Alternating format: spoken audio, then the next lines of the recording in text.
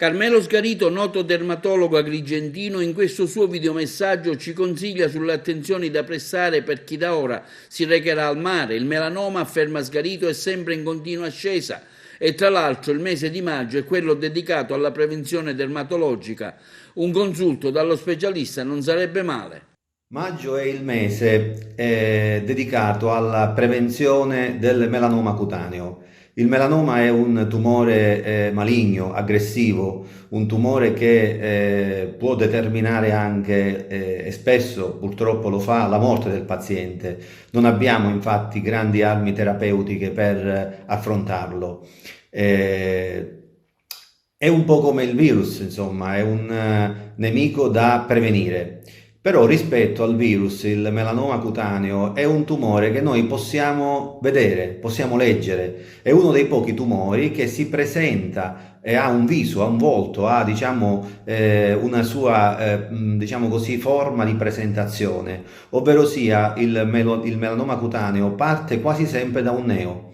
Quindi nel momento in cui un individuo dovesse accorgersi di un nevo che cambia i suoi, diciamo, caratteri, la sua morfologia, la sua volumetria, diventa più voluminoso, diventa più scuro, più largo, i margini comunque, diciamo così, assumono, ecco, dei connotati frastagliati, dovrebbe, ecco, essere un campanello d'allarme per consultare uno specialista. Questo vuol dire che il paziente dovrebbe essere educato alla auto-osservazione, quindi all'autoesame della pelle e diciamo in base a questi criteri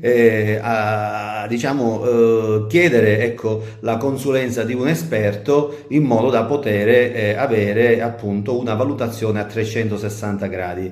Teniamo conto che il tumore della pelle è un tumore che ha conosciuto in questi ultimi anni una escalation drammatica, facendo veramente lievitare le morti in Italia e non solo. Dalle nostre parti soprattutto, quindi nelle nostre zone dove chiaramente le temperature sono anche molto elevate in estate, certamente l'esposizione al sole scorretta o comunque imprudente, soprattutto da parte dei soggetti più giovani, può esporre con maggiore pericolo a questi processi di trasformazione di un nevo. Ecco perché lanciamo, ecco, l'appello a che ogni persona, ogni soggetto, ogni giovane possa fare uno screening, cioè un controllo preventivo prima di recarsi al mare. Con, diciamo, tutta tranquillità bisogna fare proprio un esame del mantello cutaneo e capire se ci sono elementi di rischio che probabilmente vanno rimossi prima dell'esposizione al sole.